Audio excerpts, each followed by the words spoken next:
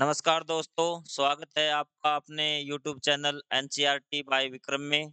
आज हम स्टार्ट करने जा रहे हैं जो हमारा न्यू एनसीईआरटी सिलेबस आया है क्लास 6 से लेके क्लास 12 उसके हिस्ट्री का बैच।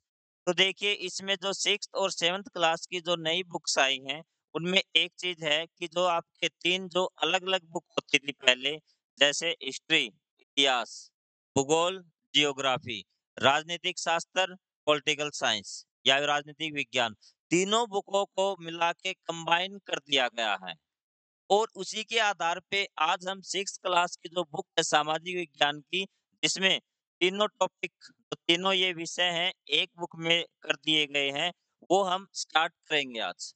और अगर आप अकेली हिस्ट्री पढ़ना चाहते हैं या फिर अकेली जियोग्राफी पढ़ना चाहते हैं, भूगोल पढ़ना चाहते हैं या फिर पॉलिटिकल साइंस पढ़ना चाहते हैं, तो उसके लिए आपको अलग से प्लेलिस्ट मिलेगी या फिर आपको कोई विशेष टॉपिक पढ़ना है या फिर आपको समझना है कि किस प्रकार से हम बैच खरीदें, पीडीएफ कहाँ से मिलेगी आपको, कि पूरा आपको पर्टिकुलर जो चीज़ आप पढ़ना चाहते हो वो कहाँ से मिलेगी। तो मैंने इसको ब्रीफ में, संक्षेप में समझाया हुआ है। इसी प्लेलिस्ट में आप ऊपर जाएँगे, आपको मिलेगा इंट्रोडक्शन वीडियो और उस इंट्रोडक्शन वीडियो में इस बैच की मैंने पूरी रूपरेखा बता रखी है कि आपका समय भी बेकार ना हो और आप अच्छी तरह से उस चीज़ को पढ़ लें।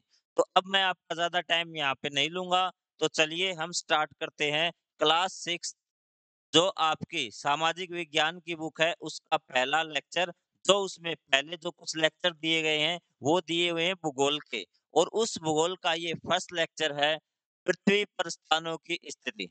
इसमें हम जानेंगे कि जो पृथ्वी पर जो स्थानों की स्थिति है, उसका निर्धारण हम किस प्रकार से करें।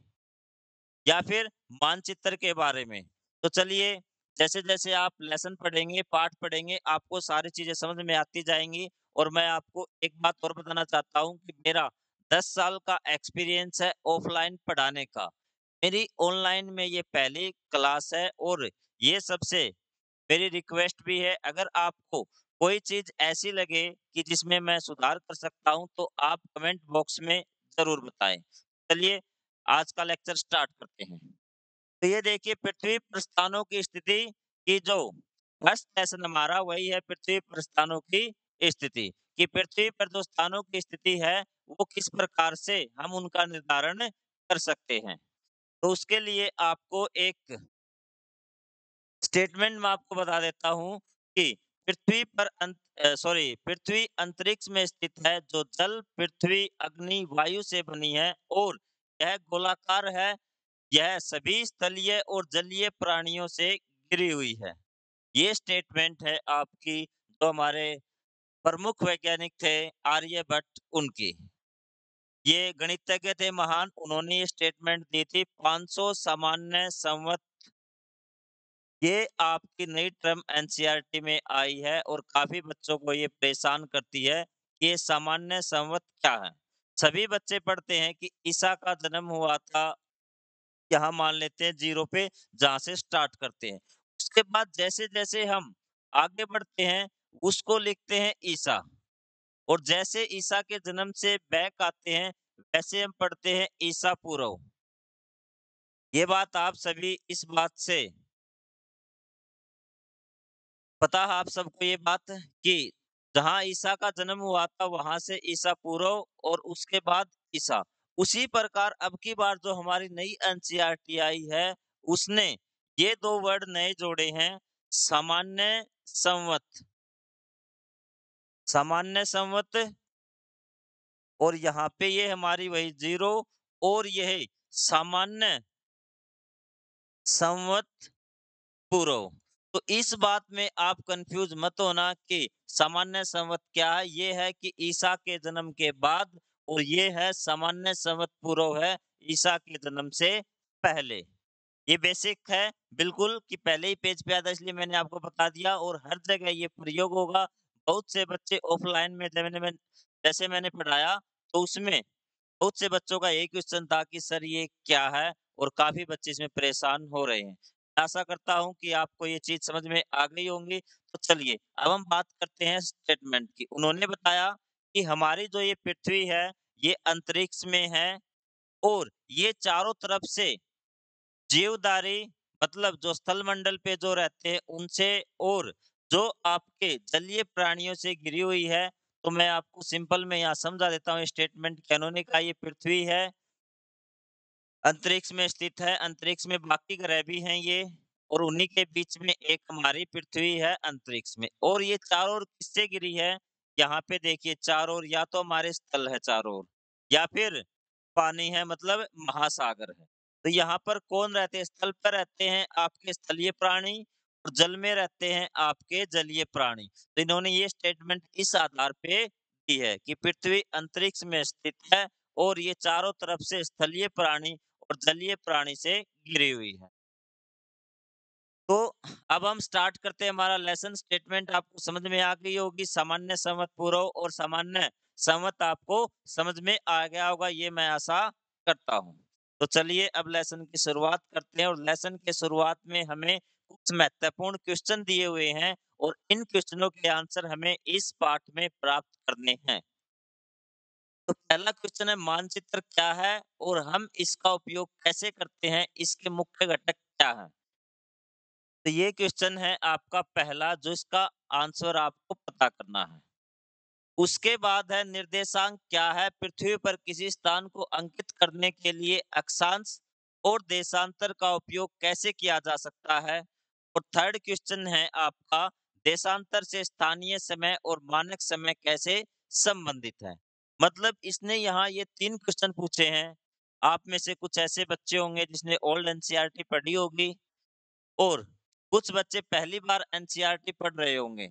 तो इन तीनों क्वेश्चनों के आंसर हमें पाठ के अंत में पता चलेगा और इसने यही पूरे पाठ का निचोड़ ये तीनों क्वेश्चन और पुरानी एनसीईआरटी में ये कैसे दिया गया था मैं भी आपको बताऊंगा और न्यू एनसीईआरटी में कैसे इनकी व्याख्याएं चेंज की गई हैं वो भी सारी चीजें मैं आपको समझाऊंगा। तो चलिए अब हम स्टार्ट करते हैं हमारे लेसन को और ढूंढते हैं इन तीनों क्वेश्चनों के आंसर। अब आप तीनों क्वेश्चनों को माइंड में रखना और जहां पे पहले क्वेश्चन का आंसर मिले वहां पे आप कमेंट कर देना।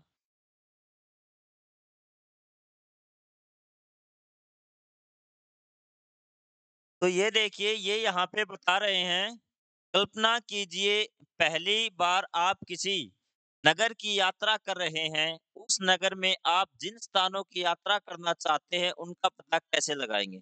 आप किसी स्थान में गए, किसी शहर में गए, मान लेते हैं आप दिल्ली गए, दिल्ली में आप मेट्रो में चढ़े और मेट्रो में आपको किसी स्टेशन पर जाना है, तो उस स्टेशन का पता आप सॉरी कैसे पता करेंगे? तो उसके लिए ये सवाल पूछा आपसे। आप सहायता के लिए किसी व्यक्ति को पूछेंगे कि ये बताइए कि उस मेट्रो स्टेशन जाना है तो हम कैसे जाएँ या उस कॉलेज जाना तो हम कैसे जाएँ? अथवा आपने देखा होगा कि मेट्रो स्टेशन पे मैप लगा होता है कि यहाँ पे इस स्टेशन के बाद ये स्टेशन आएगा, जो जंक्शन है इससे ये रेलगाड़ी जाएगी। तो वो सारी चीज़ें आप मानचित्र को देख सकते हैं या फिर आप एग्ज़ाम देने जाते हैं तो आपको अपना रोल नंबर है वो सब लिखा होता है कि इस फ्लोर पे है, तो वो भी क्या है एक किस्म का मानचित्र है कि इस साइड से जाइए, यहाँ वॉशरूम है, ये चीज़ें सारी चीज़ें। तो वो चीज़ आप उस नगर के मानचित्र को देख सकते हैं। पिछली कक्षाओं में आपने मानचित्र के बारे में कुछ चीज़ सीखी थी और इस अध्याय में हम उनका विस्तार पूर्वक अध्ययन करेंगे। कहने का मतलब ये है कि आपके लिए मानचित्र किस प्रकार सहायक होता है कि आप अच्छी प्रकार से अगर आपको किसी स्थान की स्थिति ढूँढनी है, लोकेशन पे जाना है, तो आप मानचित्र की सहायता से जा सकते हैं। और इस अध्याय में हम मानचित्र का गहन अध्ययन करेंगे कि मानचित्र को किस प्रकार हम समझ सकते हैं। आइए एक खेल खेलते हैं। नीचे एक लघु नगर का मानचित्र दिया हुआ है और उसमें कुछ स्थान दिए हुए हैं और उसने बताया कि आप एक स्टेशन से एक रेलगाड़ी से अभी-अभी उतरे हैं और मानचित्र पर अंकित बैंक में जाना चाहते हैं। आप किस मार्ग से जाएँगे? क्या कोई अन्य मार्ग भी है? क्या आप इस मानचित्र में सार्वजनिक उद्यान, विद्यालय और संग्रहालय का भी पता लगा सकते हैं? यदि आप बैंक से बाजार जाना चाहते हैं, तो आप किस मार्ग को चुनेंगे? ऐसी परिस्थिति में एक मानचित्र उपयोग में आता है। तो चलिए आपको अब मैं वो मानचित्र दिखा देता हूँ जिसमें ये सारे क्वेश्चन पूछे हैं।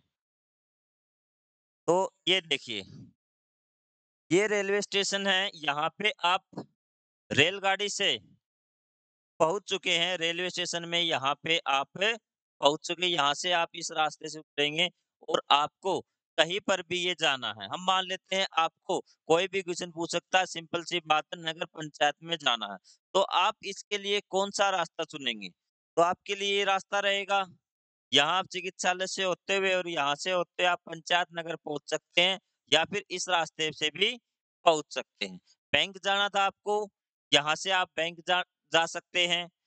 कहीं पे भी जाना हो आप यहाँ से जा सकते हैं। ये संग्रहालय में ये इस रास्ते से आप जा सकते हैं या फिर ये मतलब आपको अगर एनसीईआरटी पढ़नी है तो आपको 6th क्लास आप सोच रहे होंगे कि कितनी आसान सी चीज़ें हैं। लेकिन आपको एक 6th क्लास के बच्चे की तरह पढ़ना होगा और उसी के दिमाग के लेवल से आपको सोचना होगा। और इसमें दिया हुआ है ये दिशाएँ, आगे चल के काम आएँगी कि दिशाएँ एक हर एक मानचित्र में आपको दिशाएँ मिलेंगी कि ऊपर की साइड जो है वो आपकी उत्तर दिशा है, इस साइड आपकी पूर्व और ये पश्चिम और ये दक्षिण। तो मैं आपसे एक क्वेश्चन पूछता हूँ पहले ही कि अगर इस साइड उत्तर दिशा है, इस साइड उत्तर दिशा है, तो ये बाकी दिशाएँ कौन-कौन सी होंगी? ये क्वेश्चन आप ज़रूर बताएँ या फिर सोचें। आगे चल के ये आएगा कि हम किस प्रकार दिशाओं का निर्धारण कर सकते हैं। चलिए आगे बढ़ते हैं। मानचित्र स्थानों का पता लगाने के लिए एक मार्गदर्शक की तरह है। मतलब मानचित्र की ये डेफिनेशन आपको दे रखी है परिभाषा। मानचित्र स्थानों का पता लगाने के लिए एक मार्गदर्शक। मार्गदर्शक क्या होता है? जो रास्ता दिखाए। की तरह यह दर्शाता है कि किसी स्थान की स्थिति कहाँ है, मतलब कोई स्थान कहाँ है, वहां तक कैसे पहुंचा जा सकता है। मानचित्र के दाएं कोने के शीर्ष पर 4 तीरों पर ध्यान दीजिए। हम आगे देखेंगे कि वे कैसे कुछ विशेष दिशाओं को इंगित करते हैं, मानचित्रों को समझने में अधिक सहायक होते हैं। मतलब आपको बताया था कि ऊपर जो कोने में 4 ऐसे हैं, तीर हैं, उन्होंने दिशाएँ दी हुई थी कि यहाँ पे उत्तर दिशा है, यहाँ पे पूर्व दिशा है, यहाँ पे दक्षिण दिशा है और यहाँ पे पश्चिम दिशा है, कि ये किस प्रकार से मानचित्र को समझने में सहायक होंगे और कौन-कौन सी दिशाएँ होती हैं। चलिए आगे बढ़ते हैं, यहाँ तक आपको समझ में आ गया होगा कि मानचित्र क्या होता है, कि एक मार्गदर्शक की तरह होता है, जो किसी स्थान की स्थिति कहाँ है और वहाँ कैसे पहुँचा जा सकता है, ये पता लगाने के लिए हमारी सहायता करता है। अब आपका आइए पता कीजिए पृष्ठ 8 पर दिए गए चित्र 1.1 में चिकित्सालय अंकित कीजिए। नीले रंग से दिखाए गए क्षेत्र क्या दर्शा रहे हैं? जो नीले रंग के क्षेत्र होते हैं, मैं आपको बता देता हूँ कि वो किसी भी मैप में पानी को दर्शाते हैं। विद्यालय, नगर पंचायत, सार्वजनिक उद्यान में से रेलवे स्टेशन से कौन-सा स्थान सबसे अधिक दूरी पे है? आप उस मैप में देख सकते हैं। और कक्षा के एक क्रियाकलाप के रूप में 3 या 4 विद्यार्थियों के अलग-अलग समूह बनाइए।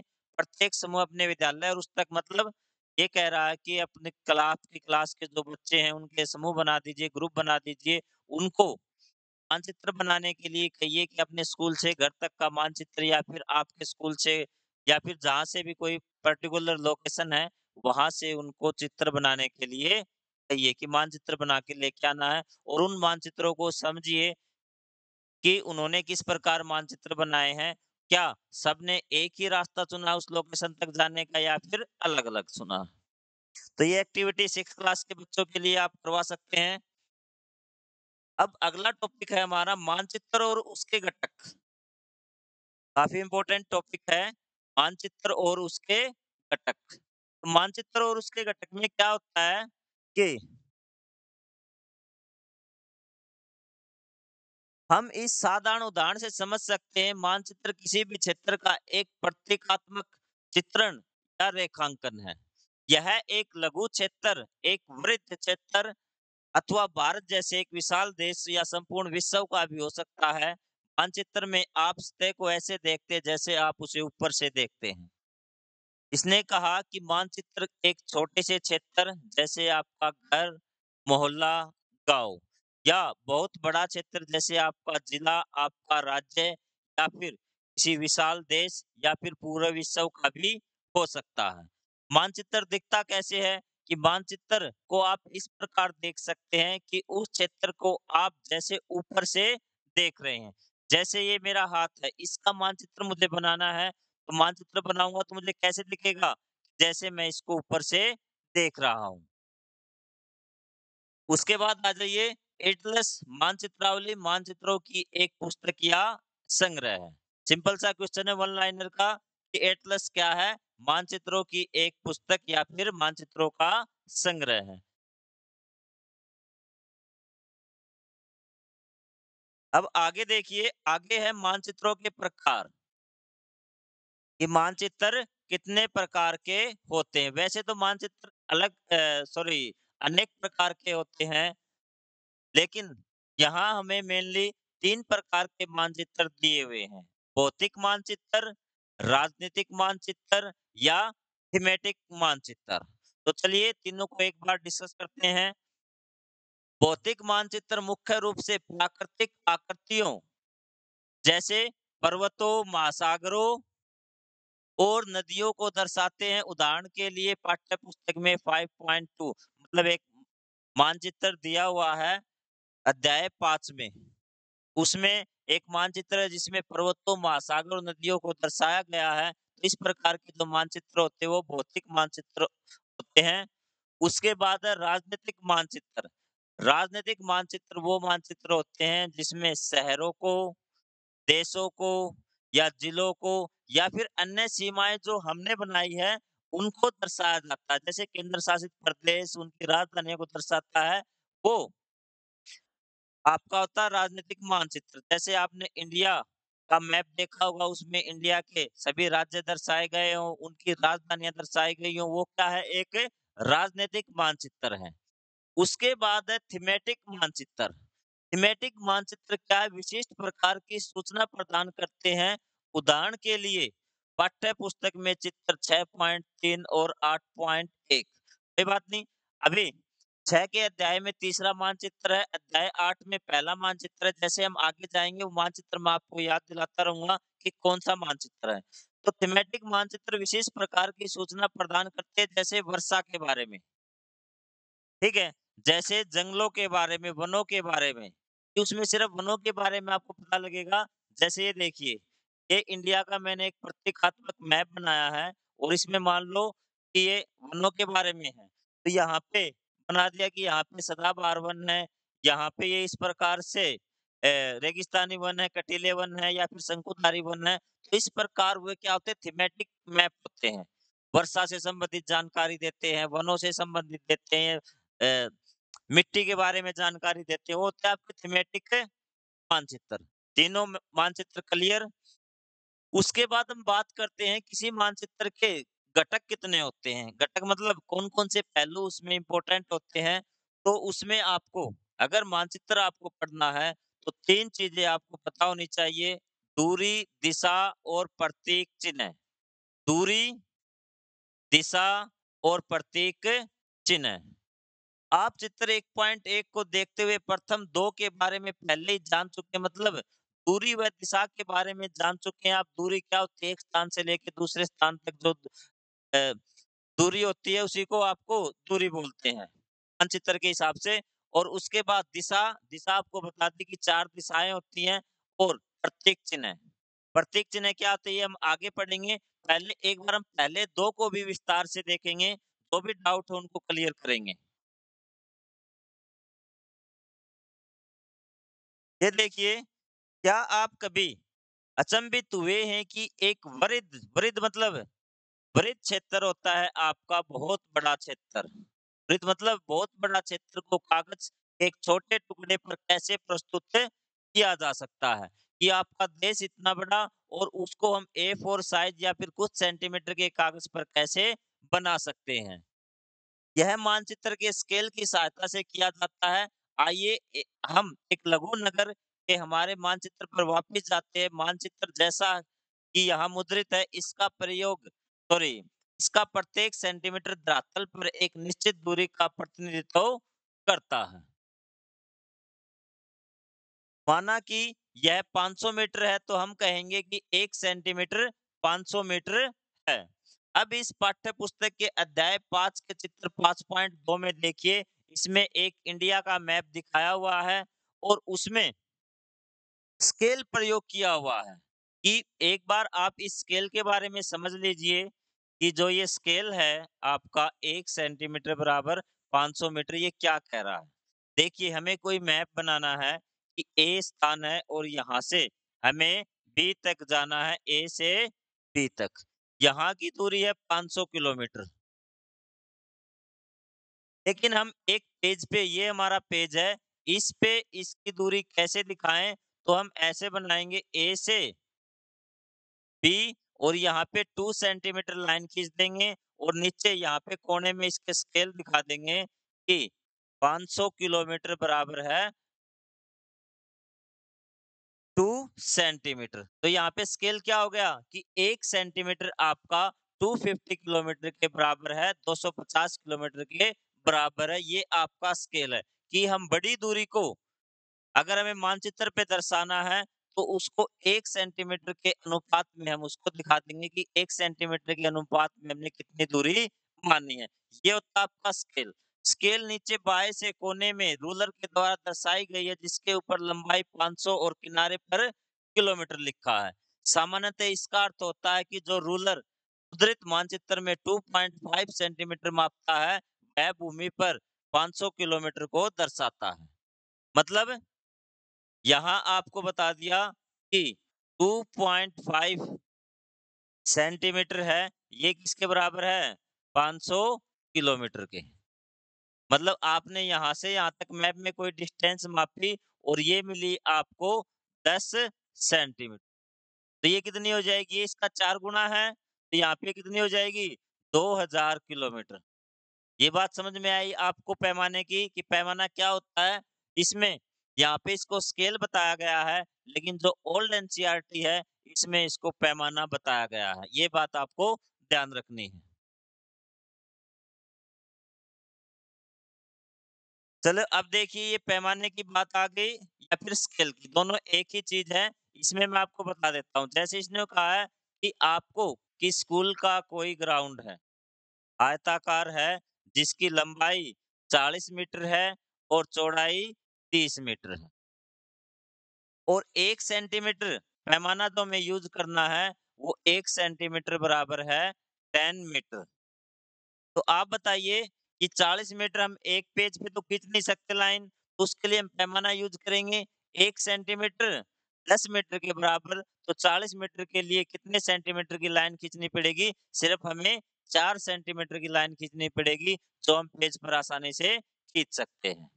चौड़ाई के लिए 30 मीटर के लिए 3 सेंटीमीटर, ये 3 सेंटीमीटर और लंबाई 4 सेंटीमीटर और हमने इस प्रकार से उस ग्राउंड का मैप बना दिया। और यहाँ पे पैमाना लिख देंगे हम 1 सेंटीमीटर बराबर है 10 मीटर। ये मैप बना के हमने दे दिया। अब कोई भी जिसको भी हम मैप दिखाएँगे, अगर उसको मैप का ज्ञान है, मतलब मैप के बारे में, घटकों के बारे में नॉलेज है, तो सबसे पहले नॉलेज हम बात कर रहे हैं पैमाने की या स्केल की। तो ये आसानी से समझ जाएगा कि 1 सेंटीमीटर 10 मीटर के बराबर है, तो 4 सेंटीमीटर कितने? 40 मीटर इसकी लंबाई है और 30 मीटर इसकी चौड़ाई है। तो मैं आशा करता हूँ कि आपको पैमाना समझ में आ गया होगा। ओल्ड एनसीईआरटी में पैमाना बोला गया है, न्यू एनसीईआरटी में इसको स्केल बोला गया है। तो चलिए अब हम आगे बढ़ते हैं। इसमें सेम वही है। आइए लघु नगर के मानचित्र के दाईं ओर शीर्ष पर स्थित 4 तीरों पर वापस आते हैं कि आपने पीछे देखा था कि 4 तीर हैं ये। जैसा कि मैंने आपको दिखाया था कि इस प्रकार के 4 तीर हैं। अब आपको दूसरा घटक हमारा स्टार्ट हो चुका, दिशाएं। दिशाओं के बारे में हम अच्छी तरह से जानेंगे कि किस प्रकार से दिशाएं का हम पता लगा सकते हैं। तो ये आपका उत्तर, ये आपका पूर्व, ये आपका दक्षिण और ये आपका पश्चिम। ये चीज़ें आपको पहले से पता होंगी, अगर नहीं पता तो इसको अब याद कर लीजिए। तो ये दाईं ओर शीर्ष पर स्थित चारों तीर पर वापस आती है, 4 दिशाओं को इंगित करती है। जो चारों तीर है ना, ये 4 दिशाओं को इंगित करते हैं, मतलब बताते हैं।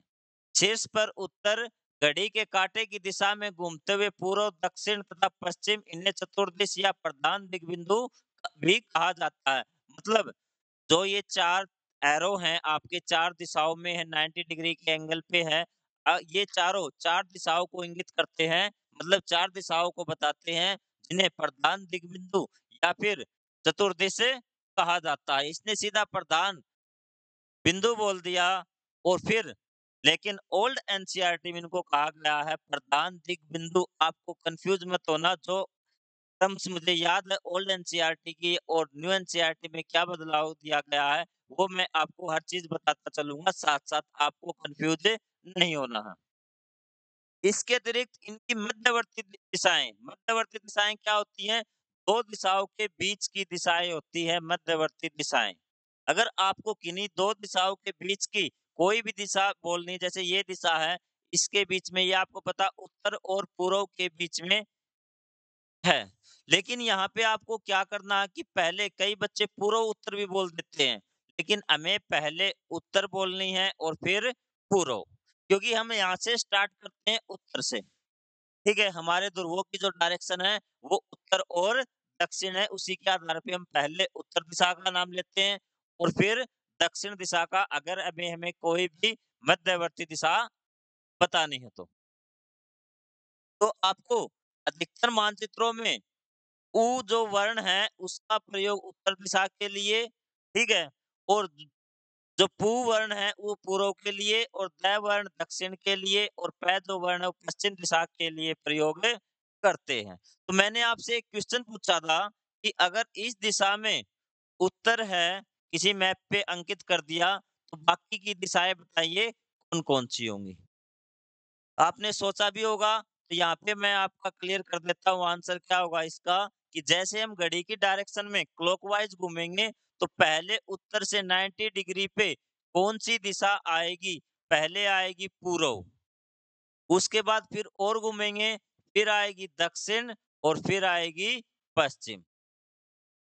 ये आप, जैसे आपने पहले सुना होगा, साइंस में पढ़ा होगा कि जो आपका ध्रुव तारा है, वो उत्तर दिशा में है। तो उस ध्रुव तारे को देखकर बाकी की दिशा कैसे पता चले? तो वो इसी प्रकार घूम जाते थे। 90 डिग्री घड़ी की डायरेक्शन में घूमना है, और अगली दिशा क्या होगी?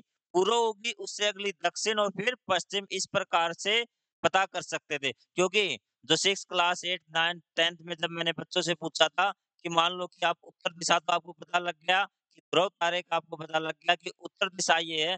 फिर आप कैसे निर्धारित करोगे कि पश्चिम कौन-सी होगी, दक्षिण कौन-सी होगी?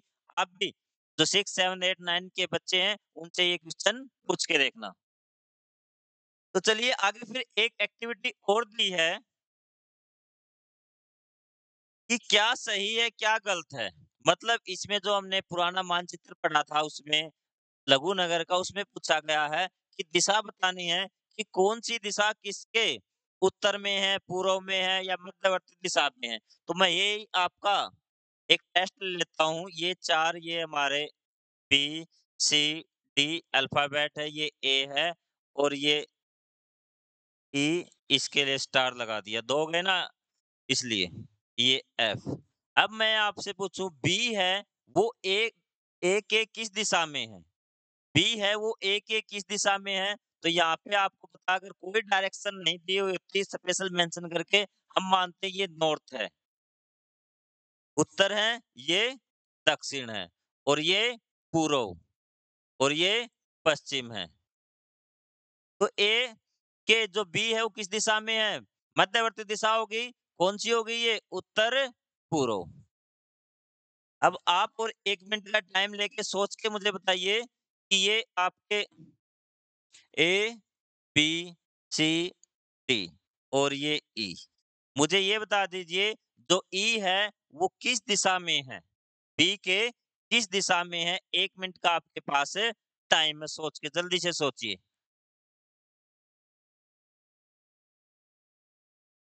तो चलिए आपने सोच लिया होगा क्योंकि 1 मिनट का टाइम है वो काफ़ी लंबा हो जाता है। तो ये बी, यहाँ बी के नॉर्थ, यहाँ पूर्व, यहाँ पश्चिम और यहाँ दक्षिण। तो इसके मध्यवर्ती में आ गई ये कौन-सी है? दक्षिण पश्चिम दिशा में है। किस दिशा में है? दक्षिण पश्चिम में। मैं आशा करता हूँ कि आपको ये चीज़ भी समझ में आ गई होगी दिशाओं का ज्ञान। 2 घटक हम कर चुके मानचित्र के। एक दूरी या पैमाना या स्केल और दूसरा है दिशा।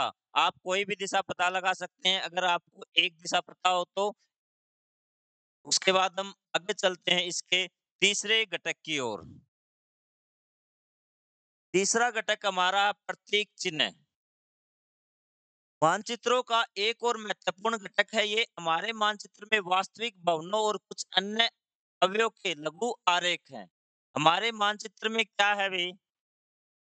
हमारे मानचित्रों का एक और महत्वपूर्ण घटक मैं आपको बता दिया प्रतीक चिन्ह है। हमारे मानचित्र में वास्तविक भवनों और कुछ अन्य अवयव के लघु आरेख है, लेकिन एक बड़े नगर या एक देश के मानचित्र पर इन सभी के चित्रणों के लिए पर्याप्त स्थान नहीं है। अब देखिए, अगर हमें छोटा मानचित्र बनाना है कोई भी 2-4 किलोमीटर का या गाँव का, तो वहाँ हम क्या करते हैं उस चीज़ का यहाँ पे जैसे फ़ोटो बना दिया, इस प्रकार से दिखा सकते हैं, पोस्ट ऑफ़िस आ गया या पुलिस स्टेशन आ गया, इस प्रकार अगर एक गाँव का या एक मोहल्ले का इस प्रकार हम दिखा सकते हैं। लेकिन अगर हम किसी देश का मानचित्र बना रहे हैं, किसी राज्य का मानचित्र बना रहे हैं, तो उसपे हम इस प्रकार से नहीं दिखा सकते कि उनका वास्तविक भवनों और कुछ अन्य अवयव के लघु ड्राइंग हम उसपे खींच दें। तो उसके लिए हम क्या करते हैं, उन चीज़ों को दर्शाने के लिए स्क्रीन की जगह पर इन आकृतियों के रेखांकन के लिए चिन्हों का उपयोग किया जाता है कि इन आकृतियों का जो रेखांकन करना ना हमें जो दिखानी है, इन आकृतियों का प्रयोग न करके हमने कुछ चिन्ह बना लिए हैं, कुछ साइन्स बना लिए हैं, उनका हम प्रयोग करेंगे। चाहे वो रेलवे स्टेशन हो, विद्यालय हो, डाकघर हो, कोई मार्ग हो, रेलवे लाइन हो, नदी, ताल या वन कुछ भी चीज़ हो, प्रत्येक के लिए हमने क्या बना लिए हैं, साइन बना लिए, निशान बना लिए, चिन्ह बना लिए हैं, ताकि मानचित्र में हम उनको दिखा सकें। विभिन्न विभिन्न उपयोगकर्ता मानचित्र को अधिक सरलता से समझे इसके लिए मानचित्र निर्माता विशिष्ट प्रतीक चिन्हों का उपयोग करते हैं। देखिए लाइन छोटी है एनसीईआरटी की लेकिन मतलब बहुत बड़ा है इसका। इसने कहा विभिन्न उपयोगकर्ता मानचित्र को अधिक सरलता से समझे। इस लाइन का क्या मतलब है? देखिए एनसीईआरटी की खूबसूरती का। आप सोचिए कि इसने क्या बताया है? सिर्फ कुछ शब्द है इसने कहा है कि अलग-अलग उपयोग करता है मानचित्र को अधिक सरलता से समझे मतलब एक किसी भी हिस्से से है मानचित्र को देख रहा है उस सभी को मतलब आसानी से समझ में आ जाए मतलब किसी प्रकार का कंफ्यूजन न हो इसके लिए मानचित्र निर्माता विशिष्ट मतलब स्पेशल प्रकार के मतलब जो एक ही प्रकार के हो प्रत्येक चिन्हों का उपयोग करते हैं एक चीज के लिए ये नहीं कि आप हरियाणा में हो तो वहां पे मानचित्र में स्कूल के लिए और कोई चिन्ह मिलेगा पंजाब में वहाँ पर और कोई मिलेगा, यूपी में वहाँ पर और कोई मिलेगा। तो उसके लिए विभिन्न देश प्रतीक चिन्हों के लिए अलग-अलग समुच्चय का उपयोग करते हैं। सरकारी निकाय, भारतीय सर्वेक्षण विभाग भी। ये है आपका सरकारी निकाय भारतीय सर्वेक्षण विभाग क्या करता है ये आपके मानचित्र में जो प्रतीक चिन्ह है उनका निर्धारण करता है कि स्कूल के लिए कौन-सा चिन्ह चाहिए, पोस्ट ऑफिस के लिए क्या चाहिए, नदी के लिए क्या चाहिए, पर्वतों के लिए कौन-सा चाहिए। उनमें से कुछ चयनित चिन्हों को पृष्ठ 11 में चित्र 1.2 में दिया गया है। आपको चिन्ह भी दिखाई दिए जाएँगे कि जो भारतीय सर्वेक्षण विभाग है, सरकारी निकाय सर्वेक्षण विभाग है, उसने किस प्रकार चिन्हों को सेलेक्ट किया है मानचित्र में दर्शाने के लिए। तो चलिए एक एक्टिविटी और दी है अपने घर, विद्यालय और कुछ अन्य महत्वपूर्ण भू चिन्हों सहित अन्य अपने स्थान या अपने गांव का एक मानचित्र बनाइए। चतुर्दिश को दर्शाइए। चतुर्दिश मतलब उन दिशाओं को दर्शाइए भी। चतुर्दिश का मतलब क्या है? दिशाओं को दर्शाइए। यहाँ पे वो दिग्बिंदु भी लिख सकता है। प्रधान दिग्बिंदु भी लिख सकता है। दर्शाई गई कुछ महत्वपूर्ण आकृतियों को अंकित करने के लिए चिन्हों का उपयोग कीजिए जो चित्र 1.2 में दिए गए हैं। अब समझिए इस एक्टिविटी का मतलब क्या है? ये देखिए आपके रेल लाइन के लिए बड़ी लाइन, छोटी लाइन, रेलवे स्टेशन। हम मान लेते हैं कि किसी बच्चे का घर है यहाँ से लेके यहाँ तक है। रास्ते में उसके डाकघर डाकघर एवं टेलीग्राम कार्यालय, पुलिस स्टेशन आ गया। तो पुलिस स्टेशन, पीएस ऐसे और मंदिर के लिए आपको दिखा रखा है कि इस प्रकार का साइन होगा। तो इस प्रकार का साइन बना के वो दिखा सकता है, ये नहीं कि उसको पूरा मंदिर का चित्र बनाना पड़ेगा, लिखना पड़ेगा और ये सभी पूरे भारत में एक ही निशान है हर चीज़ों के लिए कि अगर कोई मंदिर है तो उसके लिए आपको चाहे आप रोड के ऊपर से गुज़रे, कोई भी मानचित्र उसके लिए आपको ये निशान मिलेगा, ठीक है? पेड़ों के लिए ये निशान मिलेगा, घास के लिए ये निशान मिलेगा और ये नदी के लिए कुआँ, तालाब, नहर, सेतु के लिए अलग-अलग निशान दिखाए हुए हैं। तो आप समझ गए होंगे मानचित्र के तीनों घटक कि किस प्रकार से मानचित्र अगर आपको पढ़ना है, तो तीनों घटक आपको पता होने चाहिए, पैमाना, दूरी और दिशाओं के बारे में। तो चलिए लेसन को आगे करते हैं। अब पृथ्वी का मानचित्रण। पृथ्वी का मानचित्रण क्या है, बहुत ज़्यादा कठिन है क्योंकि अगर हमारा कोई फ्लैट सरफेस हो, चपटा हो तो हम उसको आसानी से बना सकते हैं। लेकिन पृथ्वी क्या है, गोल है। पृथ्वी क्या है, गोल है। तो पृथ्वी गोल होने के कारण पृथ्वी का फ्लैट सरफेस पे चित्रण करना काफ़ी मुश्किल है। ये देखिए गोल है या फिर मेरे इन हाथों की आकृति ऐसे गोल है, इसका चित्रण आप कैसे बनाएँगे? फ्लैट सरफेस पे। इसके लिए आपको क्या करना पड़ेगा? जैसे आपको एक संतरा है, आपको एक संतरे का क्या करना है? मानचित्र बनाना है, तो आप कैसे बनाएँगे? एक हिस्सा कोई ना कोई छूट जाएगा, उसके लिए आपको क्या करना होगा? संतरे के छिलके को उतारिए और उसको एक मेज़ पे रखिए, टेबल पे उसको अरेंज किए। आप फिर भी आपको सॉरी कोई ना कोई कोना काट कर उसका सीधा आपको अरेंज करना पड़ेगा। तो वही कहा कि पृथ्वी लगभग गोल है। लगभग हम इसलिए कहते हैं हमने गोल क्यों नहीं कहा पृथ्वी को भी? हमने पृथ्वी को गोल क्यों नहीं कहा? हमने पृथ्वी को लगभग गोलाकार कहा है अभी। क्या कहा पृथ्वी को? लगभग गोलाकार। ये देखिए कि पृथ्वी का आकार कैसा है कि ये गोलाकार है और गोलाकार भी लगभग में स्पेशल मेंशन किया है कि 1 मिनट ये देखिए कि अपितु ध्रुवों पर थोड़ी चपटी है, इसके व्यवहारिक दृष्टि से गोलाकार मानेंगे। मतलब हम सिर्फ पढ़ने के लिए इसको गोलाकार मानेंगे, वैसे ये गोलाकार नहीं है।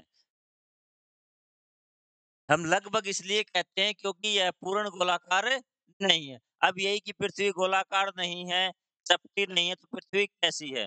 तो जो हमारे भूगोलवेत्ता हैं, उन्होंने इसको नाम दिया है एक भू-आप। भू-आब, पृथ्वी का आकार कैसा है? भू-आब, जिसको इंग्लिश में बोलते हैं जियोड। क्या बोलते हैं? जियोड। ये स्पेशल जो पृथ्वी की एक आकृति है, उसके लिए नाम दिया गया है। अगर कोई भी चीज़ अंडाकार है और ऊपर से टेढ़ी-मेढ़ी है क्योंकि पृथ्वी ऐसी है आपकी कि ये ध्रुवों पे से चपटी, यहाँ ध्रुव, उत्तरी ध्रुव, यहाँ दक्षिणी ध्रुव, ऊपर से चपटी और बीच में से फैली हुई है। और साथ-साथ क्या है? और यहाँ ऊपर कई पर्वत है, इस प्रकार की आकृति है पृथ्वी की। अगर हम देखें वास्तव में तो पृथ्वी की इस प्रकार की आकृति है और इसको बोला जाता है जियोड आकृति। कागज के एक समतल पृष्ठ पर एक गोलाकार वस्तु को चित्रित करना संभव नहीं है, ये मैंने आपको बता दिया। इसके समझने के लिए एक संतरे को इस प्रकार छीलिए कि आपके पास उसके छिलके के केवल 3 अथवा 4 टुकड़े हो। इसके बाद एक पर मेज पर उन्हें चपटा करने का प्रयास कीजिए। आप पाएँगे कि किनारों को तोड़े बिना आप यह नहीं कर सकते। ये चीज़ मैंने आपको समझा दी। कि अगर आपको चारों उनको अरेंज करना है, तो किसी न किसी भाग को, उसके कोने को तोड़ना पड़ेगा, तब आप उनको आपस में अरेंज कर सकते हैं।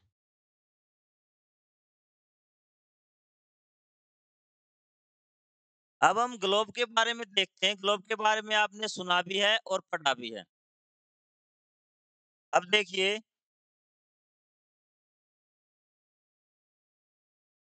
अब ग्लोब पर विचार कीजिए जो एक गोल आकृति जैसी होती है, उस पर एक मानचित्र बनाया गया है।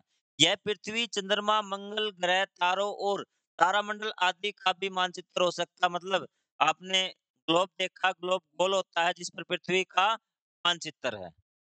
इसपे किसी अन्य ग्रह का भी ऐसा ही मानचित्र हो सकता है, चाहे वो मंगल ग्रह हो, चाहे बुध ग्रह हो या फिर आपका कोई अन्य ग्रह हो सकता हो। इस पृष्ठ पर दिए गए प्रथम चित्र पर दर्शाई गई वह भौतिक वस्तु जो गोलाकार है, सामान्यतः धातु, प्लास्टिक या कीबोर्ड से बनी होती है। मतलब इस पेज पे जो ये बनाई गई है, ये जो ग्लोब बनाया गया है, ये किसका धातु का हो सकता है, प्लास्टिक का या कीबोर्ड सॉरी कार्डबोर्ड से बनी होती है। मतलब ग्लोब किसका बना होता है? धातु, प्लास्टिक या कार्डबोर्ड से। यहाँ हम सॉरी पृथ्वी के भूगोल का प्रतिनिधित्व करने वाले ग्लोब का अध्ययन करेंगे। हमें किसका अध्ययन करना है? ग्लोब का अध्ययन करना है। चूँकि ग्लोब और पृथ्वी का आकार एक समान होता है, इसलिए एक ग्लोब किसी समतल मानचित्र की तुलना में पृथ्वी के भूगोल का बेहतर प्रतिनिधित्व करता है। मतलब क्या है कि जो ग्लोब है, उससे हम पृथ्वी का आसानी से अध्ययन कर सकते हैं क्योंकि वो बिल्कुल पृथ्वी के जैसा ही होता है, गोल और एक समतल सतह पर पृथ्वी का सही से चित्रण करना बहुत मुश्किल होता है। इसलिए अगर हमें पृथ्वी का अध्ययन करना है, तो सबसे बेहतर तरीका है हम ग्लोब का प्रयोग करके। ग्लोब का प्रयोग करके हम पृथ्वी को अच्छी तरह से पढ़ सकते हैं। तो ग्लोब का प्रयोग करके ही अब हम जानेंगे हमारा नेक्स्ट पहला क्वेश्चन, आपका जो मैंने बताया था पाठ के स्टार्टिंग में कि मानचित्र क्या है और मानचित्र हमारे लिए किस प्रकार उपयोगी है।